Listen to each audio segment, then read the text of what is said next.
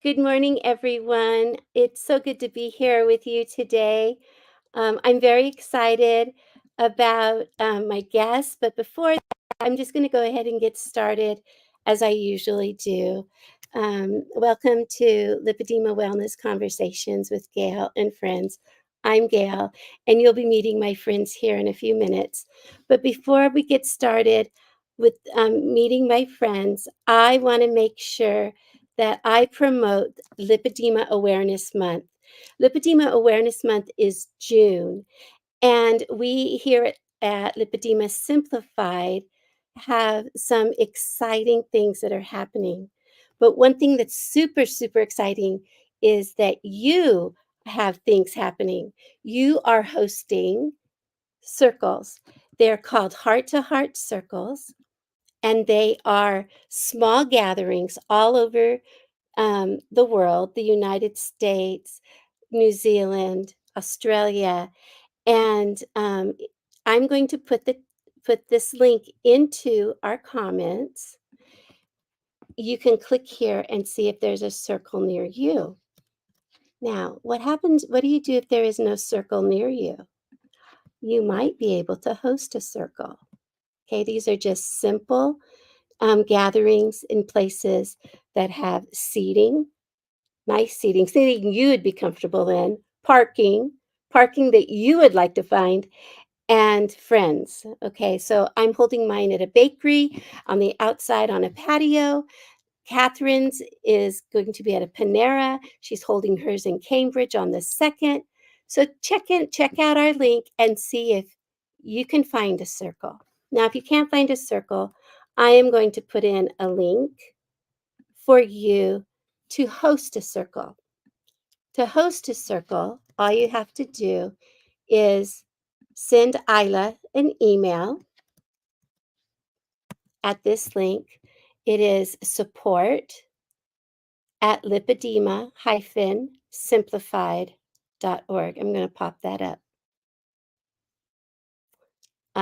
Right there, support@lipedema-simplified.org.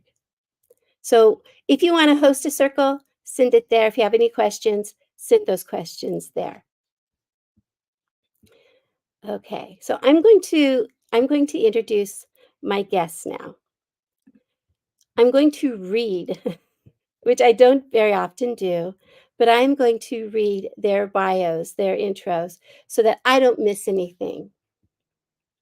So our first guest I'm going to bring on is MP Vare. MP is a disabled transgender parent living in Philadelphia. They experienced a significant progression of lipedema during their fertility treatment, pregnancy, and postpartum period. As a non-binary person with lipedema, MP was frustrated by the lack of information available about lipedema and gender-affirming hormone therapy. The next guest I'm going to bring on is Andy Kuhlmann. Andy is a trans man who has lived with lipedema since adolescence. He works as a therapist in Minnesota and is passionate about patient advocacy and community building for queer and trans people with chronic illness. Due to awareness of support needed in the lipedema community, I was able to connect MP with Andy just over a year ago. And in that last year of online friendship, MP and Andy have helped each other navigate the many complex challenges of chronic illness and have had hundreds of conversations about the intersections of gender identity and lipedema. This has inspired them to continue those conversations between themselves and with others in their new podcast, Queerly, It's Lipedema. And with that, I'm going to bring on MP and Andy.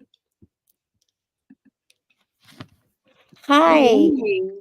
Hi. Wait a minute. I'm going to change you. Hold on. Don't go away. Oh, okay.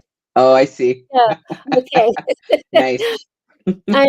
I changed them, audience. I changed them simply because when we got started, this is how they were.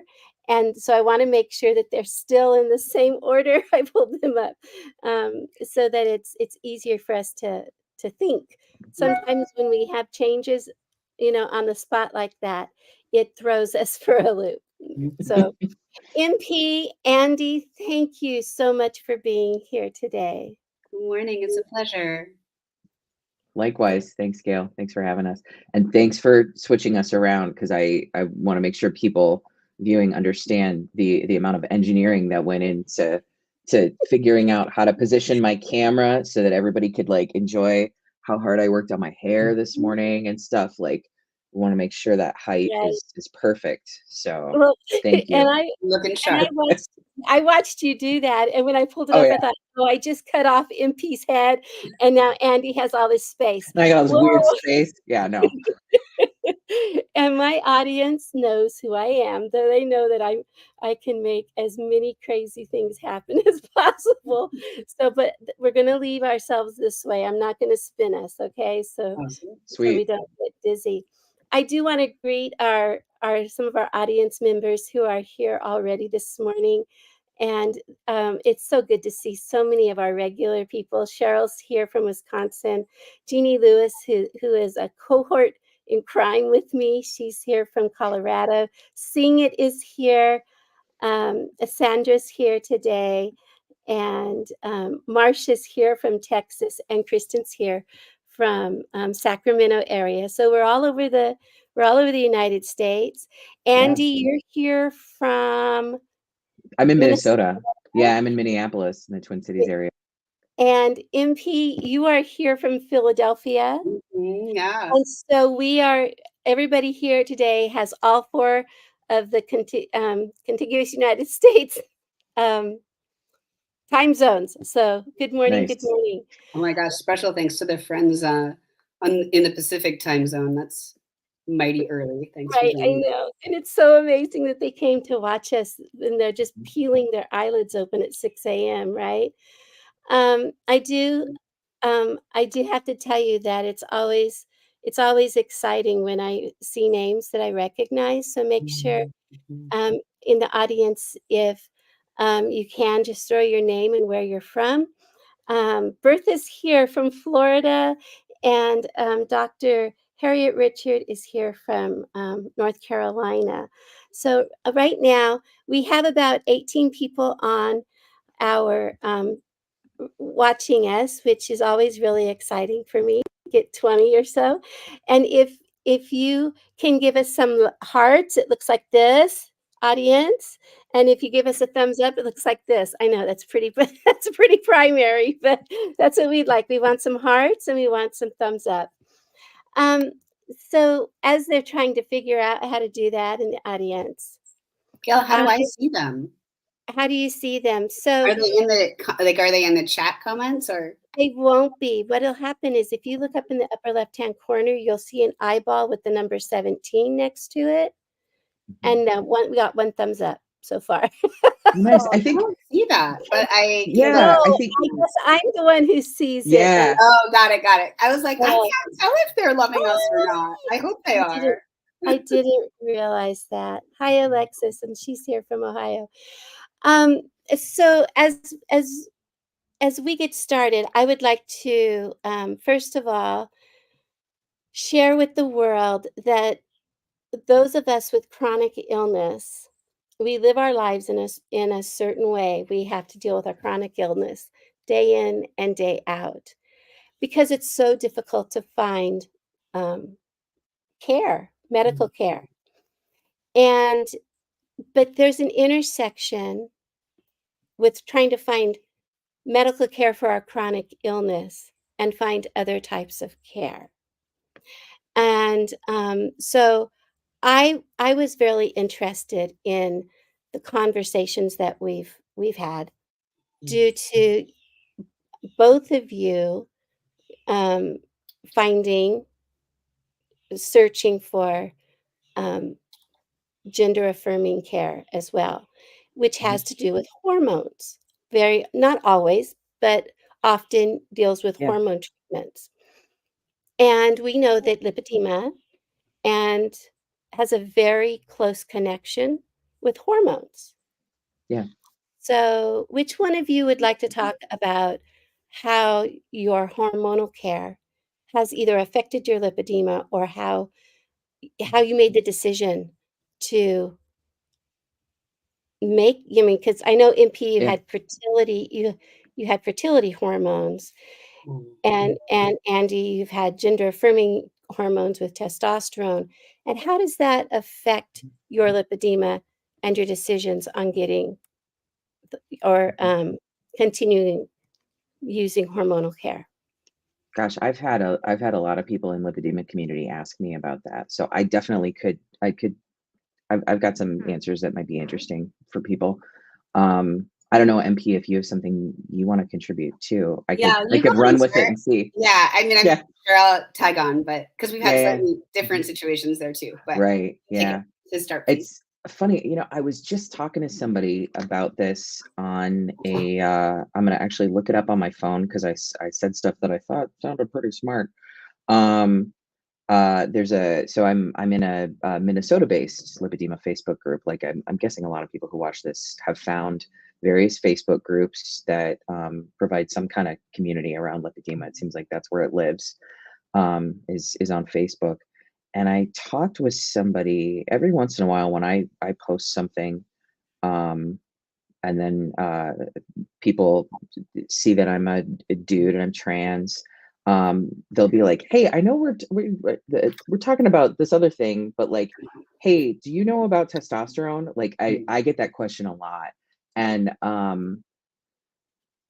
can't find the post, but I uh, I always tell people, boy, I sure wish I knew more. I sure wish there was like information that existed, right? That's something that I think a lot of trans people who pursue like medical gender affirming transition options, right? Um, run into a lot, whether they have lipedema or not, is this like, I wish I had a bunch of I wish I had some really conclusive research about long term, like over decades and decades, the way we have medical information about other stuff, like, I don't know, knee surgery or whatever.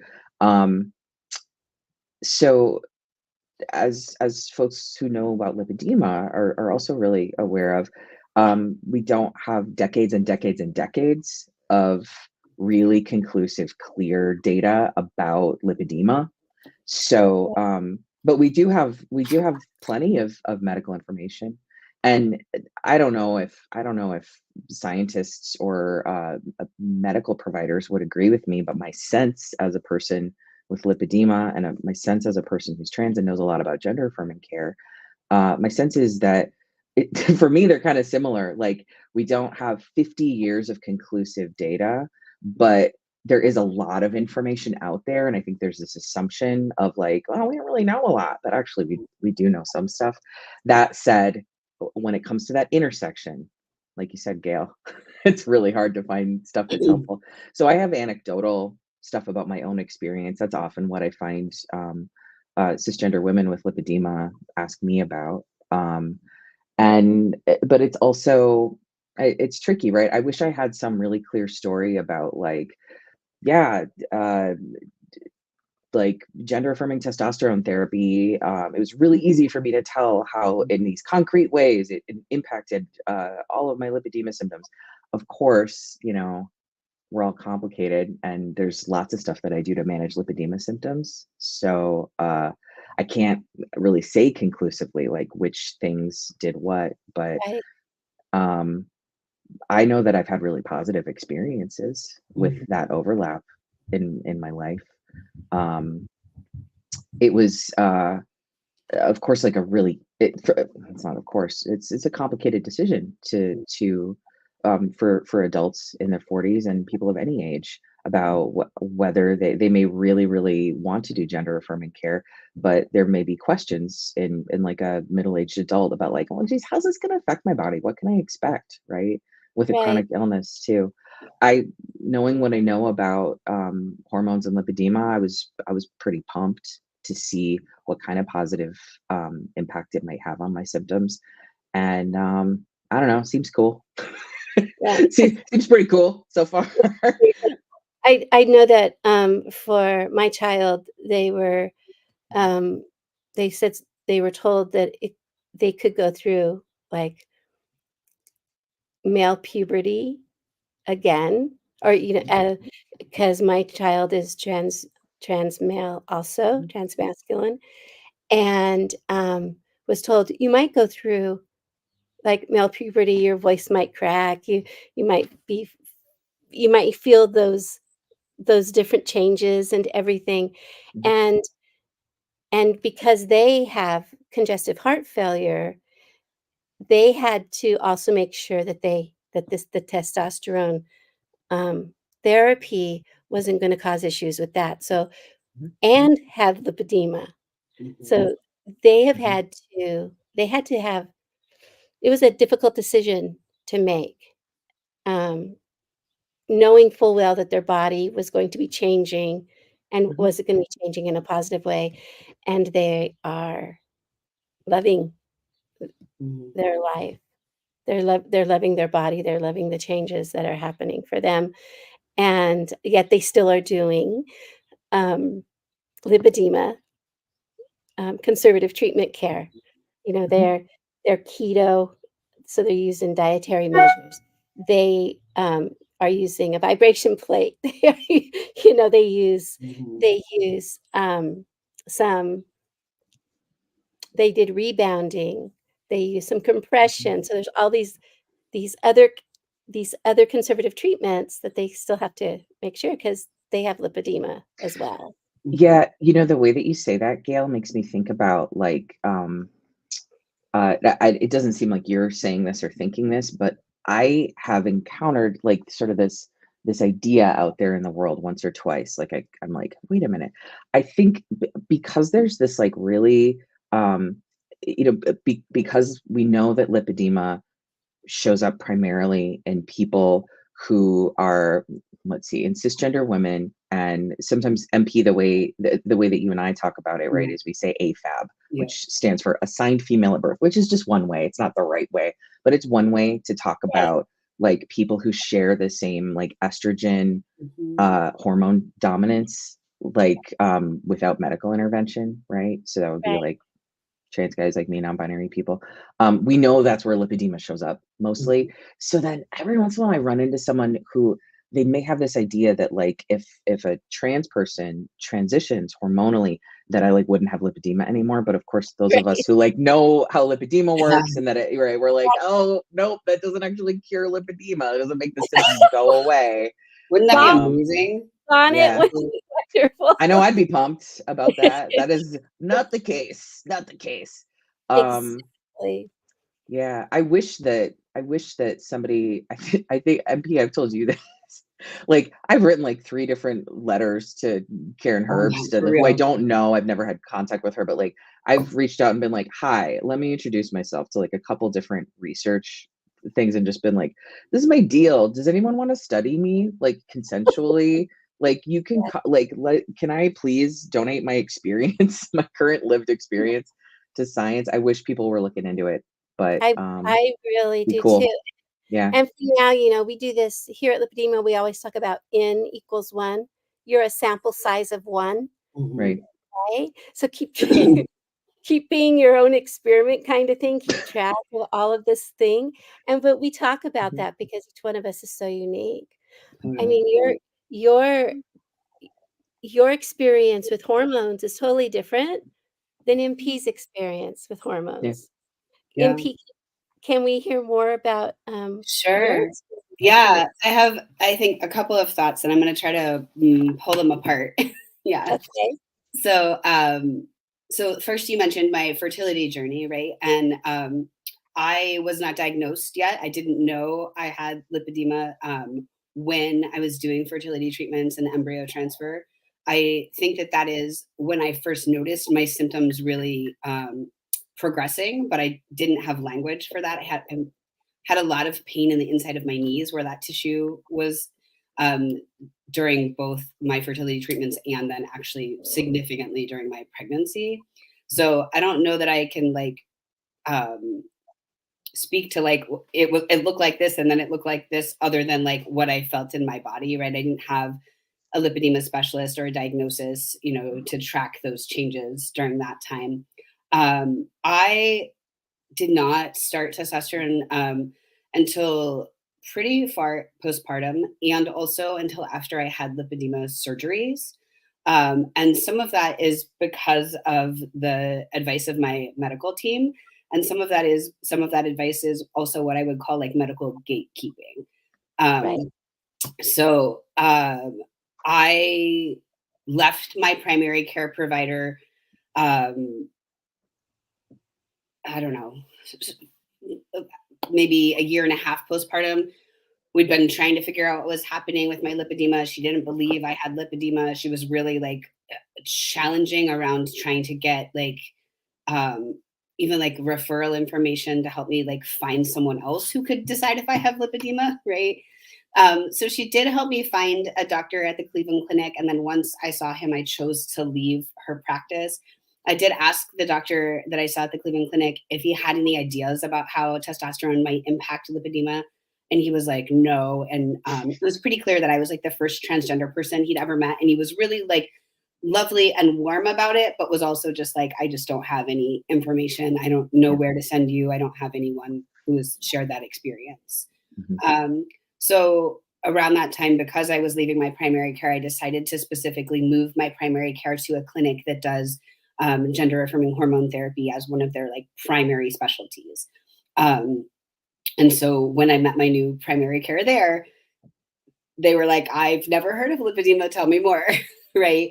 And because they didn't know anything about lipedema, they were really wanting me to lean on my specialists for information, right? So I did find a local specialist. It took me a long time to get an appointment with her. So I sort of ended up at Cleveland Clinic in the meantime and then found care here.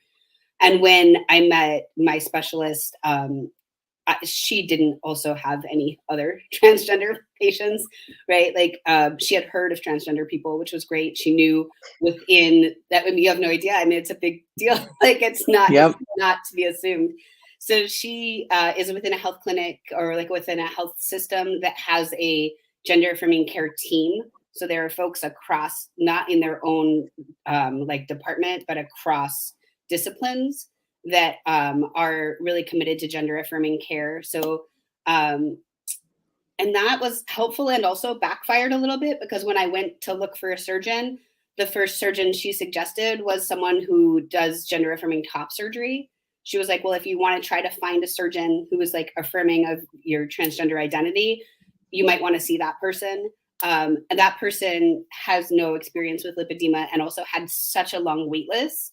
This is going to be sort of a long story, and so forgive me, but I think it's actually really illustrative about how hard it is to get intersecting care. Right. So that office felt badly that I was a transgender person who couldn't get care from that person. So they were like, well, let me see if there's someone else in our practice.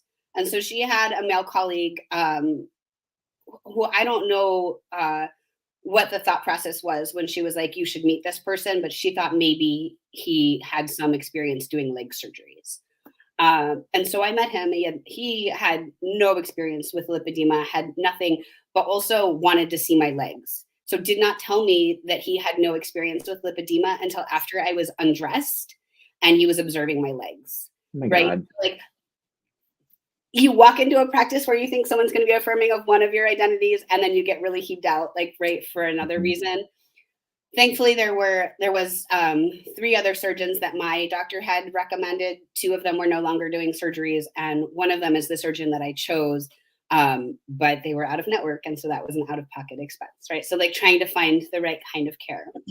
In that process, my primary care was like, you should find out from your new lipedema specialist what she thinks about starting T. And both of those specialists, like both my primary care and my specialist, eventually suggested that I wait until after I have surgery for a couple of reasons. 1, because the tissue was going to change.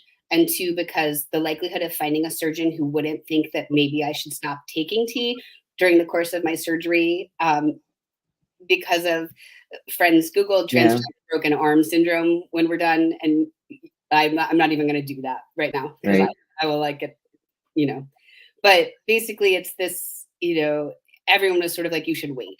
You should meet your surgeon. You should find out how affirming your surgeon is.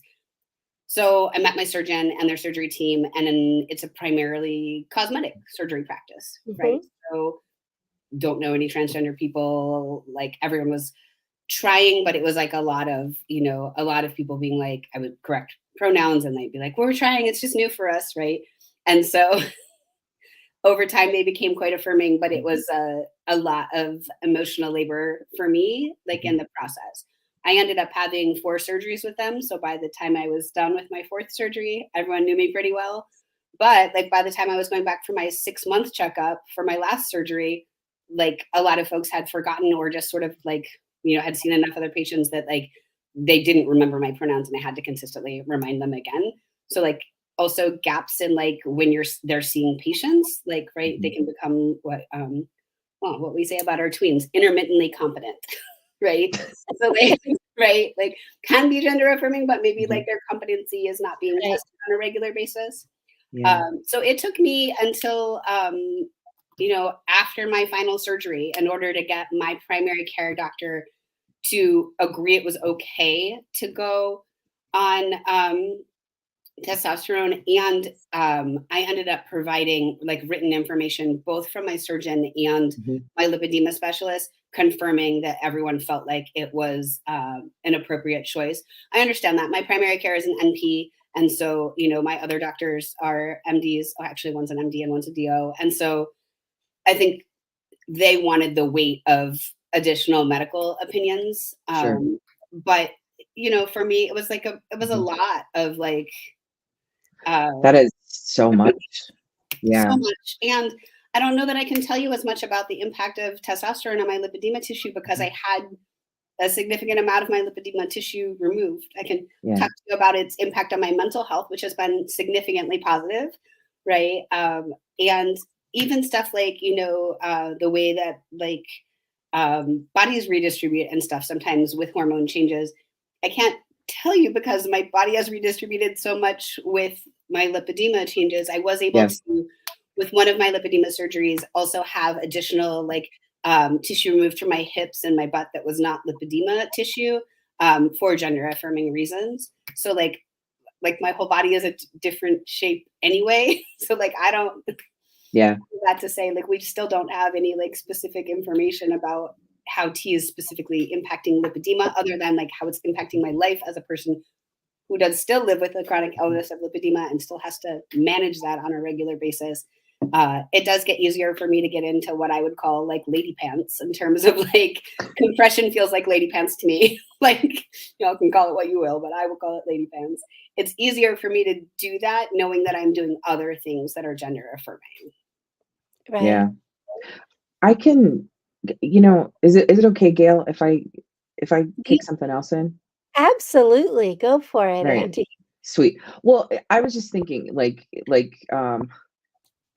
as I was listening to MP share their narrative, I was thinking about what it used to be like for me when I was a little newer to my own lipedema diagnosis, which I got in like 2018, and how at that stage of my my own discovery of my gender identity and that stage of like figuring out what the heck lipedema was, I was really desperate for the anecdotal accounts. Like I just needed some sign of like different ways that things could go for me. And so MP, as I was listening to your story, I was like, oh my God, like I remember if this were whatever 6 years ago, I would be like, okay, and then what else happened? What else happened?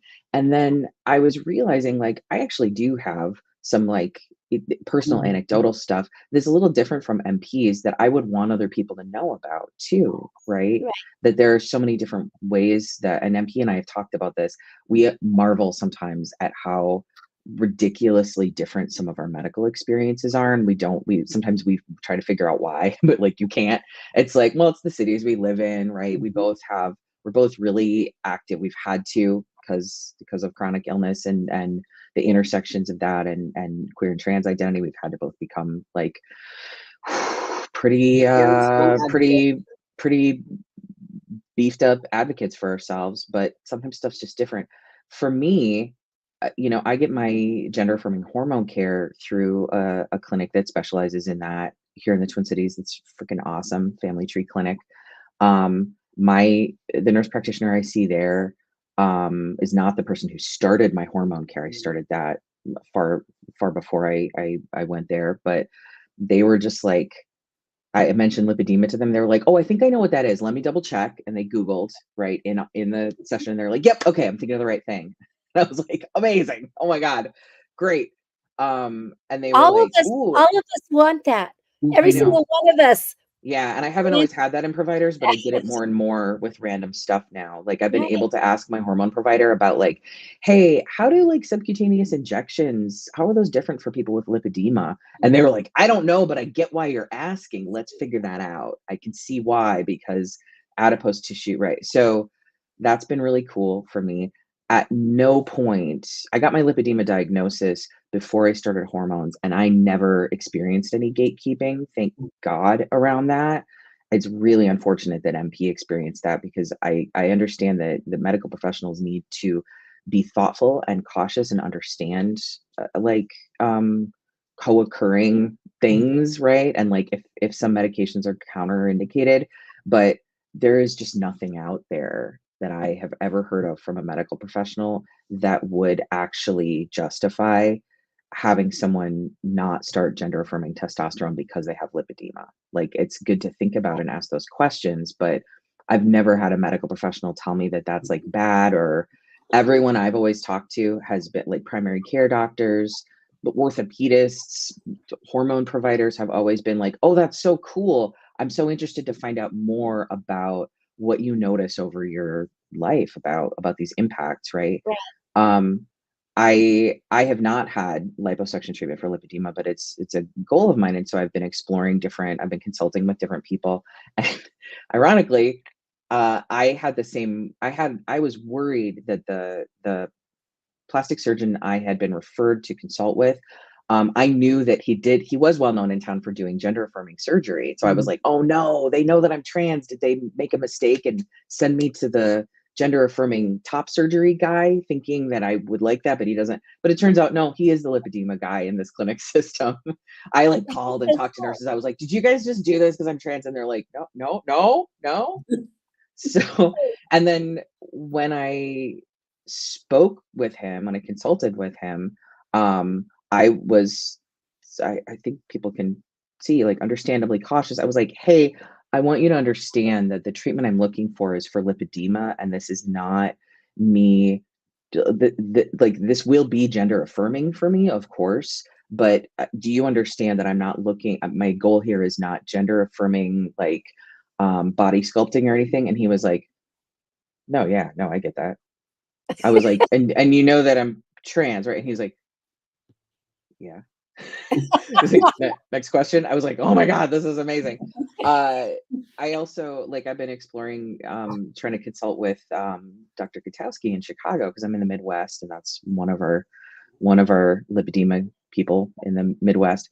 I called their clinic and was like, "Hey, I reached out online to set up a consultation, but before I start to commit time and money to seeking out this consultation, I just wanted to check and be like, have you guys ever met a trans person? Like, I couldn't tell on your website if you do gender affirming surgeries. So like, I don't like, I want to make sure I'm welcome there." And the receptionist was like, "Oh yeah, yeah, we see all kinds of people. We see transgender patients here all the time for a variety of different procedures.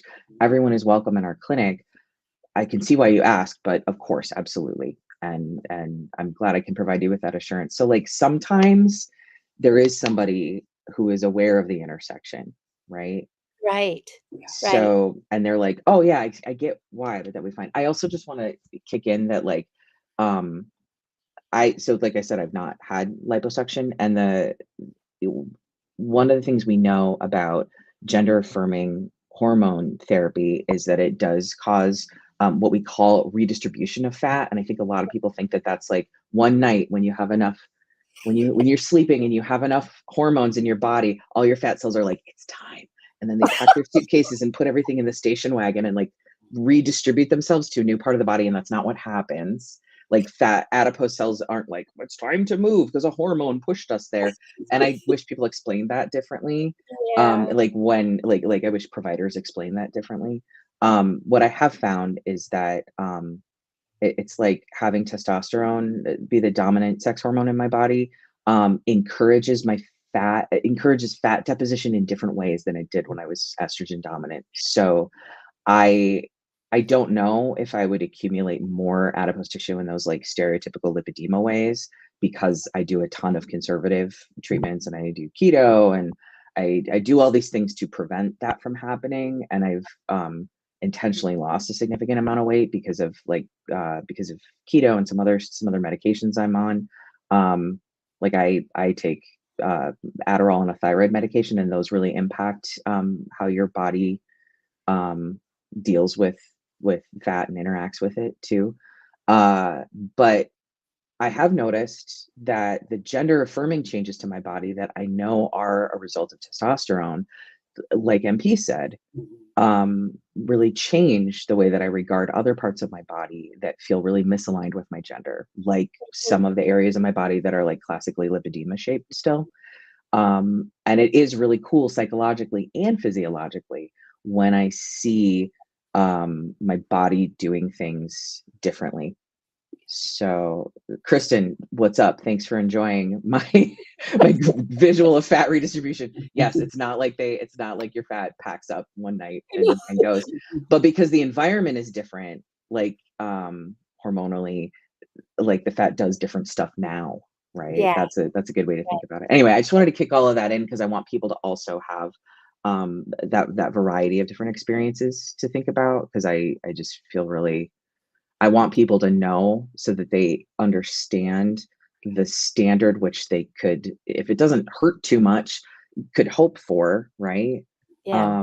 And expect, and because I want people to understand what they deserve, right? And people with lipedema, whether they're trans or not, like I've had multiple providers be absolute ding dongs about lipedema, and like even recently, right? But I've also had people be really cool. They're out there. Yeah. And and I I've heard especially with what you said, MP, it's like it's emotionally exhausting to have to, it's not just advocacy, but get in people's faces and then try to teach them what they're supposed to already know, or that they or that they're not willing to learn to get your care. And for those of us with lipedema, we feel like we do that all the time. And then to hear Andy's story where it's like, "Oh, yeah, we know." It's like, where is this person and how can I get on their wait list, right? And we Right. wanna know. We wanna know. And if people who are listening have doctors like that, please make sure that you go to our directory, our provider directory, and give us their names, give us their locations, because we're all feeling that way. I mean, I'm not trying to minimize your search for care, but it seems like it's not just lipedema, it's not just gender affirming care. There's so many things that we deal with where we feel like, why can't they hear us? Why don't they believe us? Why, what is happening here in our medical community? And so to hear Andy's story, we're all jumping up and down, cheering, and then to hear MP's story, we're all going, "Yeah, me too," kind of thing, right? For different reasons. But yeah, I love that Kristen said I'm going to pop this up, the great visual for fat distribution. I will tell you, when you said station wagon, you had me, Andy, at the station wagon. I will tell you what, I remember getting in that station wagon. Gail, I knew that would resonate with you. I want to throw in an idea for people to check out at Okay. other times.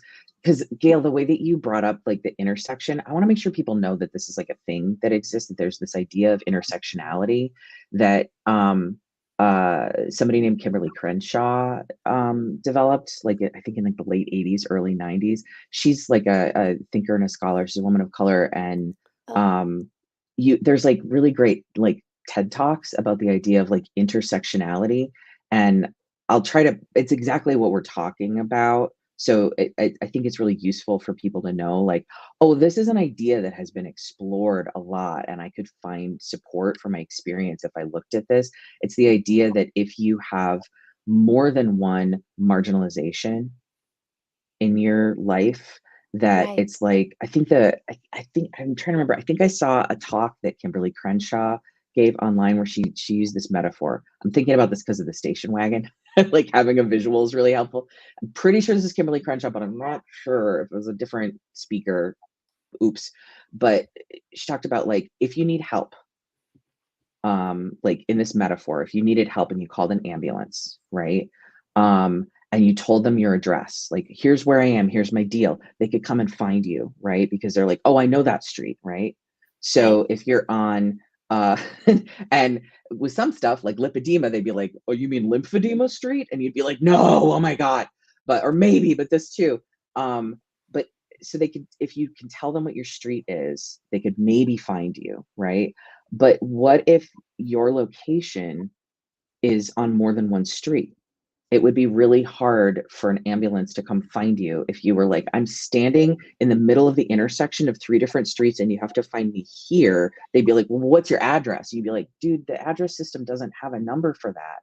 But like, you got to know about these things and where they intersect and come find me. And that's why people don't, that's why people are underserved. So I wanted to throw that out there. Look up intersectionality if it's like really resonating with you and you're like, I do feel like I'm at an intersection. Like there's a theorist who's been talking about this for decades and it's really helpful. Right. And see, Yeah, when you were, go ahead, MP. just I dropped a couple of links in our chat. I can't get to the comments because I'm not logged in on YouTube. But if That's you'll fine. pull them over and move them to the comments, that would be awesome. Yep. Thank you. One's the I will. article, and the other is the TED Talk. Perfect. MP, that is the TED Talk. That's the one. Yeah. Thank This you. other article is great too. It's the like she's talking about, you know, her theory 2 decades, like 28 years later or whatever. Like it's Right. yeah. I mean, the thing here is that like the majority of people with lipedema are cisgender women who, as we all know, experience a ludicrous amount of like being underserved medically and being like medically marginalized. So anybody who's got lipedema is gonna experience some form of like intersectional marginalization. Okay. So yes, exactly. And I'm getting those put in there right now. Thank you, MP, for putting those in the private chat. So one I just put TED Talks, and the other one I labeled as article, so we could get those in there quickly for anybody who wants to continue with this topic of intersectionality. I was going to say when you were talking about that, Andy, and you were talking about the intersection, then I thought to myself, okay, let's see if we find that intersection, right? But then it's like, well, which corner are you on Right. of that Yeah. intersection? Are you on the northeast corner or on the southeast corner? No, honey, I'm on the left corner. Well, left what? So it's like we don't Yeah. even have, like you said, we don't have the address because we're lay people. We know we're the experts of our bodies. Mostly, we know our bodies best, right? But we're lay people, and so we don't even talk the same language Mm-hmm. as that they talk, and then we have to advocate not only for ourselves, but we have to advocate for our caregivers. We have to advocate for our families and our friends and for the other people in our intersectional community. Or the Venn diagram that we are all overlaid, and sometimes they're not in all of our circles, but we advocate for them as well.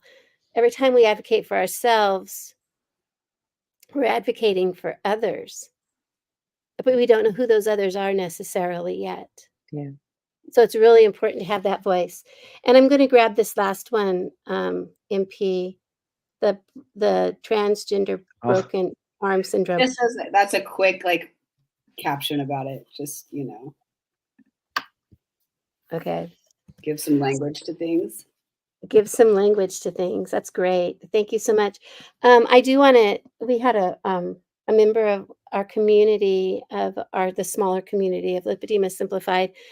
Her child is trans female, and her question has always been, so as my daughter starts gender affirming female hormone care, knowing full well that lipedema runs in families, or it appears to run in families, can her child start exhibiting lipedema symptoms? Because I see why she's wondering. Yeah. The female hormones are now becoming more estrogen dominant in her child, and that is something that the mom is now going, how do I talk to my daughter about this? And I'm thinking, blunt and honestly, and let's figure this out, right?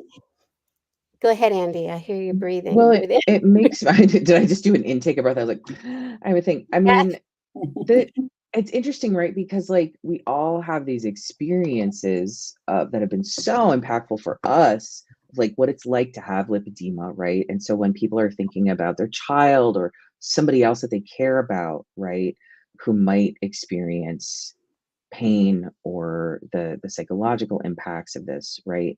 It's like I always see people having this caution and wanting to vigilance, almost, of wanting to be let's make sure that right? Because so many of us have this experience of oh my God, I wish I would have known, or but in a way, it's not like it's nothing to worry about. Like I said, I can really see the concern, but on the other hand, there's another way of thinking about this stuff that sometimes soothes me, and kind of I don't know if it's optimistic nihilism or what, but for example,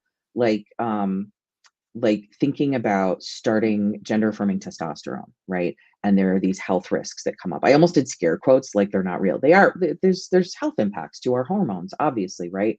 But sometimes when people start gender affirming care, there can be this what MP called gatekeeping, right? Of well, it's not, I don't know if it's safe for you to take testosterone, because one thing we know about testosterone is that it changes hemoglobin, and so you might have all of these problems with your blood pressure and all this stuff.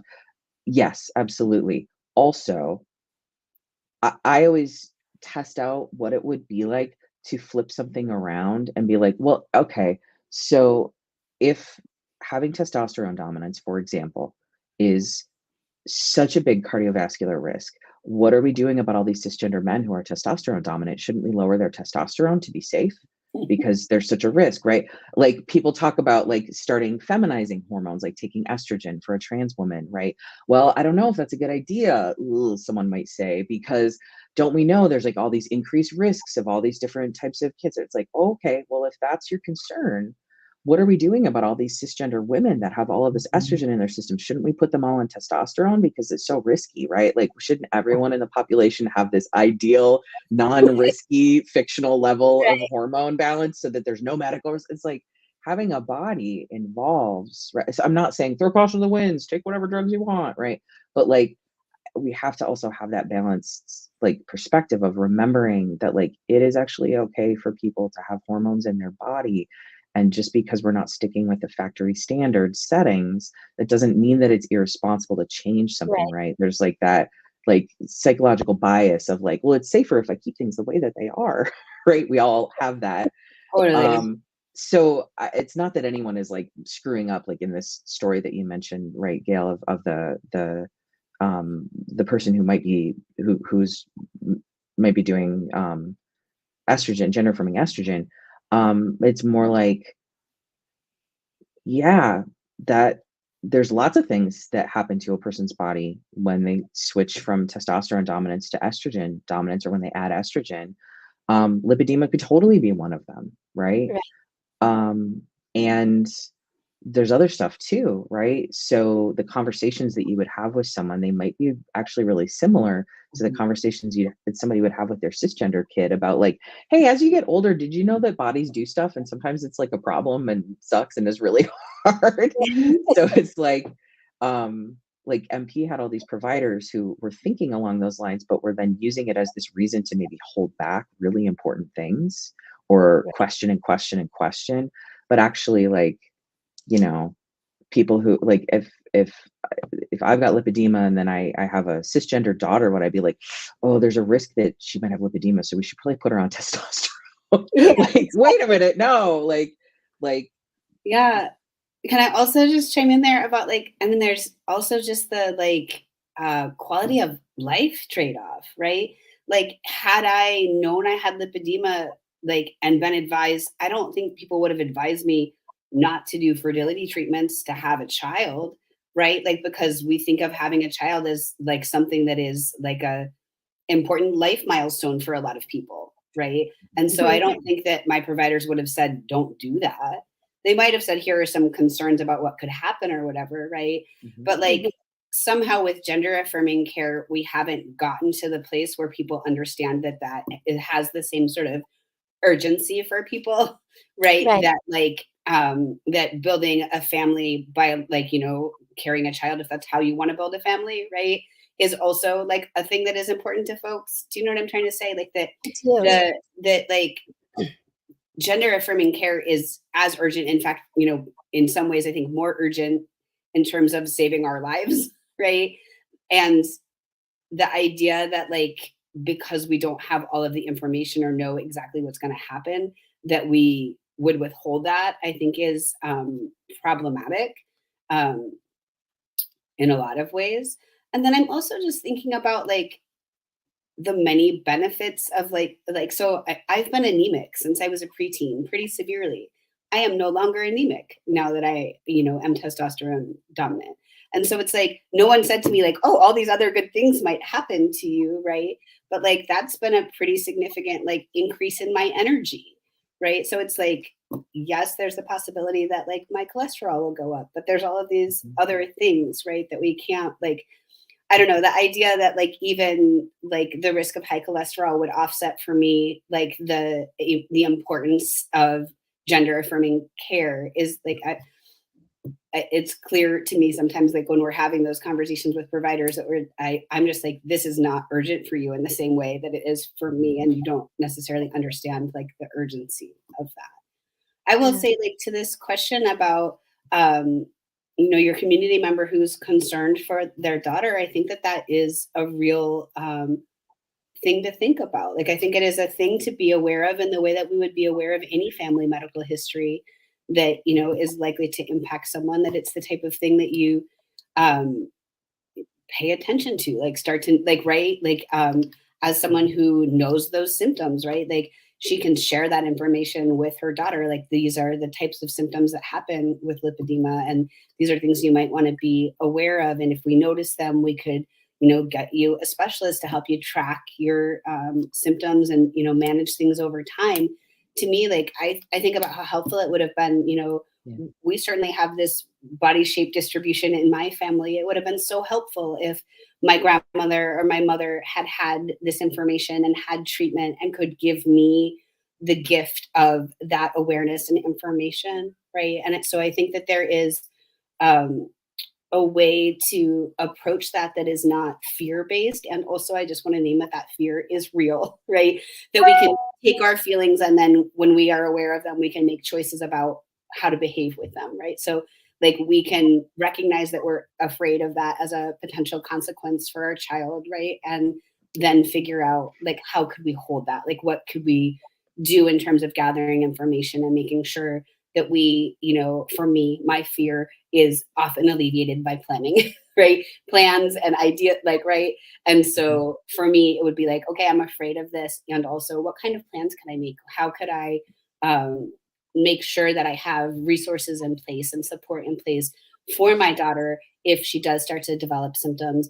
And how do I connect my daughter with other trans folks who have lipedema, right? So that there is support and care, not just for the lipedema component of their experience, but also for their transgender experience.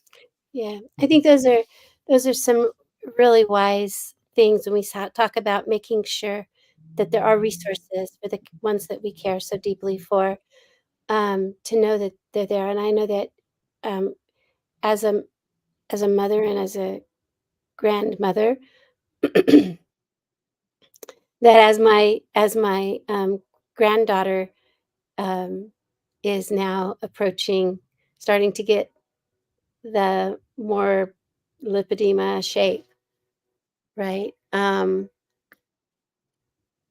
I should hope that as if she does exhibit and does experience the um, lipedema symptoms, that her parents and that me as her grandmother can say, honey, let's talk about this because we want to make sure that you get the care that you need.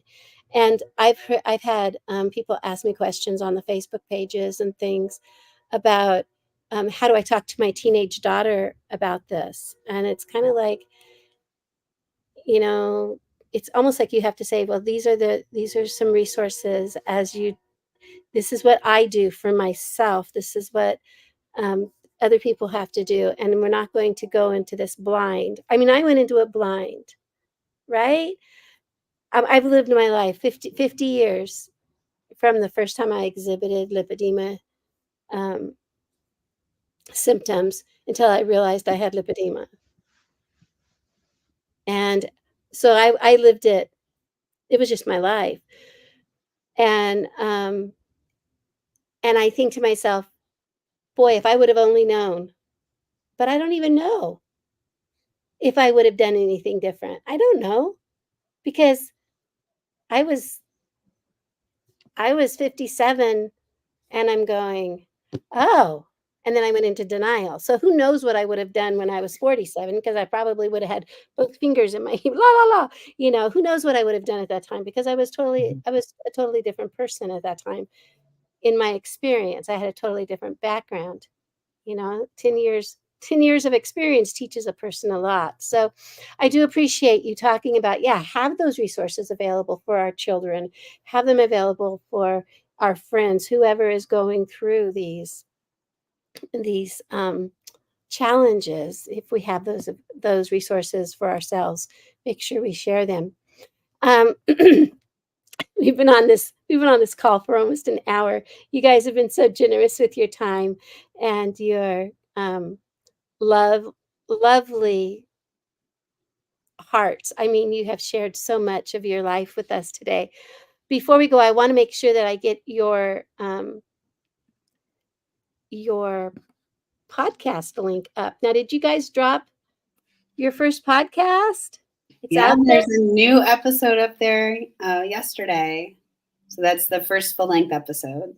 And it's addressing the question, what is lipedema, from a couple of different avenues. Oh, nice. I'm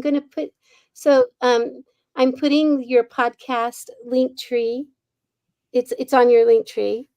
Queerly, it's lipedema podcast link. I put that in the chat, in the comments, and I want to pull it up on the banners so that people can actually, if people, when they see it, might go, oh, yeah, I understand that. So the podcast link is link. I always get tangled when they put the dot in the tree. It's funky. Linktree /queerly it's lipedema, and go ahead and you can click on the link I put in the comments. Then it will take you to their podcast. So it'll take you to our link tree, and that's the first tab that lists listen to the podcast, and then it has all of the platforms that you can listen on, so you can choose your favorite platform. Thank you for explaining that. I am not I'm not Linktree familiar. Let me put it I'm that really picky about where I listen to my podcast, so I try not Uh-huh. to like give a direct link to the podcast because I'm like, I don't know, maybe you want to listen on Apple or Spotify. I really like to listen on Pocket Casts, so I have created the link where you can get all of them in one place. Oh, that's So wonderful. glad you've done that. Thank you You're so like, I'm glad I didn't have to do that. Is that what that was? Yeah, I'm so glad you've done that. I'm so grateful. much. As we get ready to go, I always ask my guests to share a message that they would like to hear echoed around the world.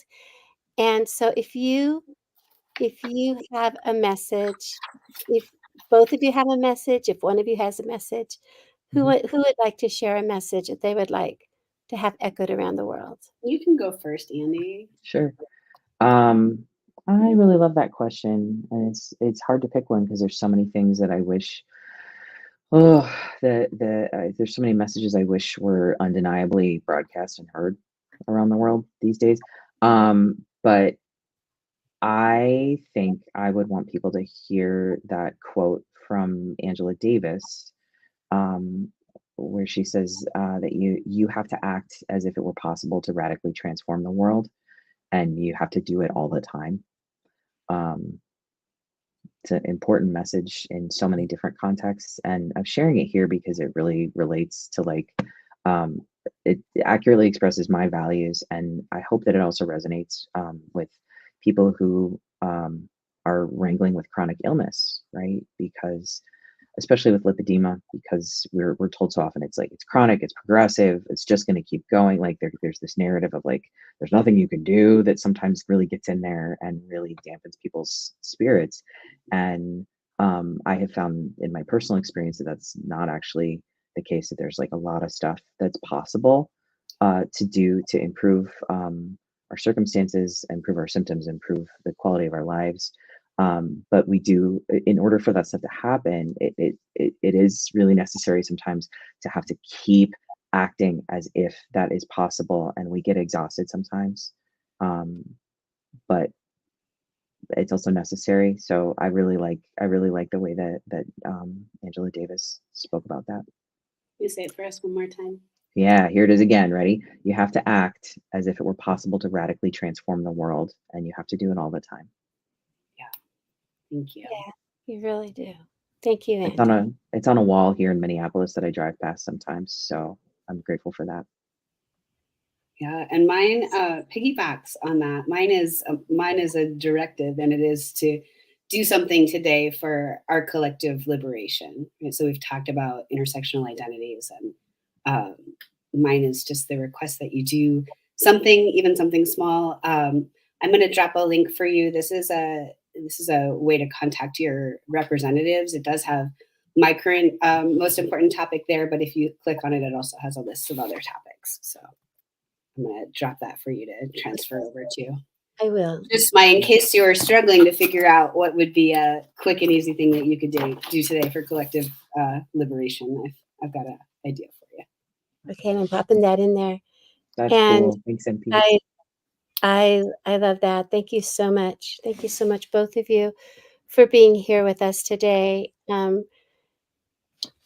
Bringing your hearts to share with ours is such a tremendous gift, and radically change the world. We have to act to radically change the world, and do it collectively. So, thank you so much, everyone, for being here today. And with that, have a wonderful, wonderful day today. And remember to